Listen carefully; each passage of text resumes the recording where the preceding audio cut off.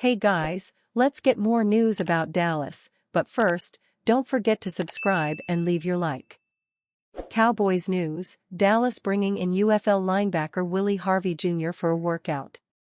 The Cowboys don't have the deepest group of cornerbacks, but all of their expected starters are proven playmakers, including veteran Jordan Lewis.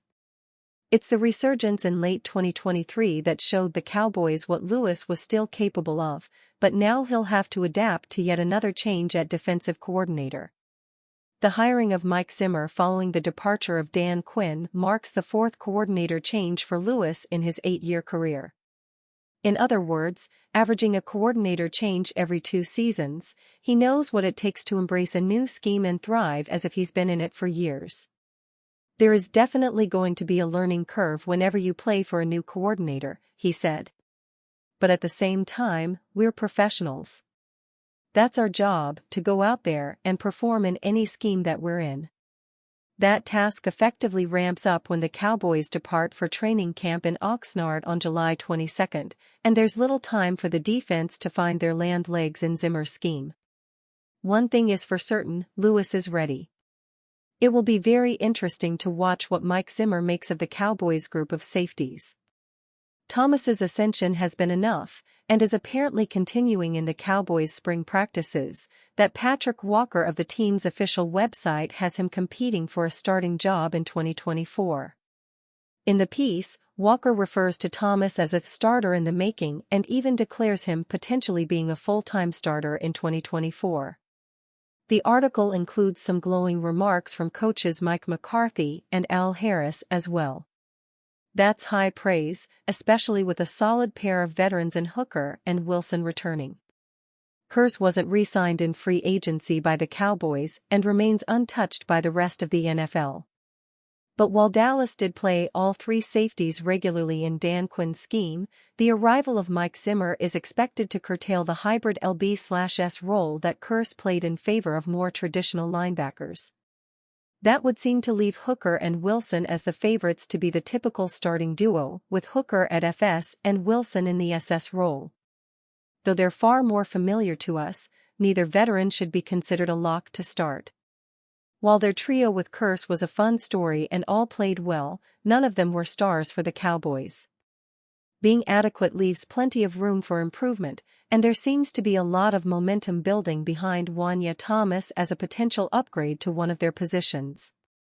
Thomas has the size to play strong and the athleticism to play free, giving him 2 avenues to a starting role.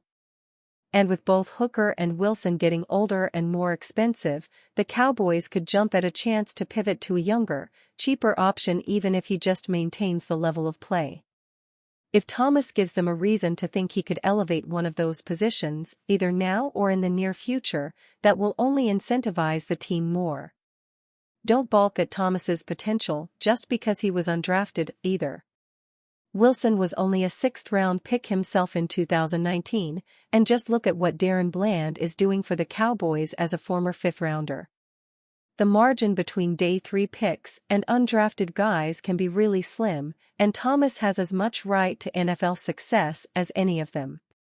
3 CeeDee Lamb trades that would shake up the NFL in 2024 season. Until the Dallas Cowboys give superstar wide receiver CeeDee Lamb a contract extension, people are going to speculate about whether or not he could potentially be traded. As unlikely as that may seem, if the Kansas City Chiefs can trade Tyreek Hill, then there's probably not a receiver in the league who is off limits for the right price. The Cowboys undoubtedly don't want to trade CeeDee Lamb, especially with Dak Prescott needing an extension. Trading Prescott's favorite target wouldn't exactly help the Cowboys in negotiations, would it? But again, until the Cowboys make it clear they're committing to Lamb for the long haul, these types of articles are going to continually be cranked out by the NFL content mill. You're all welcome. What trades involving CeeDee Lamb would rock the NFL to its core in 2024? Which teams making a bold move to trade for him and sign him to a monstrous extension would potentially have Super Bowl implications?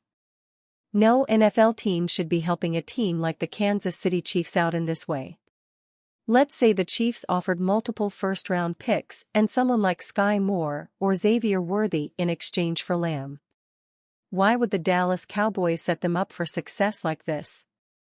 Imagine CeeDee Lamb playing for the Kansas City Chiefs and emerging as their long-term top target for quarterback Patrick Mahomes. This would take so much pressure off of Travis Kelce and would give the Chiefs the go-to threat at receiver they've been lacking for the last 2 years, and they've been winning big in spite of that roster weakness. Getting Lamb on the Chiefs roster would be unfair. The Cowboys would have to require something big in a trade from them, like multiple first-round picks and a player, even for the NFL to sign off on allowing something like this. But no matter what the Chiefs would give up, it probably wouldn't be enough to make things fair for the 31 other NFL teams. This would be video game-like, and the Chiefs would almost certainly win their 3rd Super Bowl in a row. Deion Sanders more likely to retire than leave Colorado football for UF or Cowboys. Deion Sanders is more likely to retire from the Colorado football program than defect for the University of Florida or Dallas Cowboys' potential head coach openings. In media circles, it's the worst-kept secret that Sanders is going all in on the 2024 season. With his son, Shedeur Sanders, leading the program as one of the best quarterbacks CU has had this century, and Travis Hunter, a two-way talent whose many calibers above the type of recruits the Buffs have ever been able to land at a skill position, there's never going to be a better time for Sanders to sell prospects on Boulder. If he isn't able to at least reach his black and gold weekend goal of 6 wins and a bowl game for CU superfan Peggy Copham, Coach Prime will face the kind of uphill battle that isn't worth climbing for a soon-to-be 57-year-old man with health problems. Sanders has a 0% chance of joining the Cowboys. He's repeatedly voiced his lack of desire to go to Dallas or any other NFL franchise. If contending with Nil has him defending Nick Saban for retiring, his head will spin seeing how much money pros make in 2025 and beyond compared to when he played. There's a better chance, though still not a great one, that he ends up in Gainesville. Sanders' close confidant, Willie Taggart, has proposed that idea to Coach Prime. It's notable that Taggart decided not to join the Buffs in January 2023, despite Sanders claiming he was Colorado-bound. Taggart ended up on the Baltimore Ravens as running backs instead. After a trip to the AFC Championship game, he now has Derrick Henry at his disposal. If Sanders continues to lose at CU, the idea of another program with more money to spend in his home state could appeal to him. Especially with an experienced head coach in the Sunshine State, Taggart, pushing that to him. But more than likely, leaving his legacy intact after winning consistently at an HBCU and retiring would be his move. And you, fan? What do you think of the situation of Deion Sanders?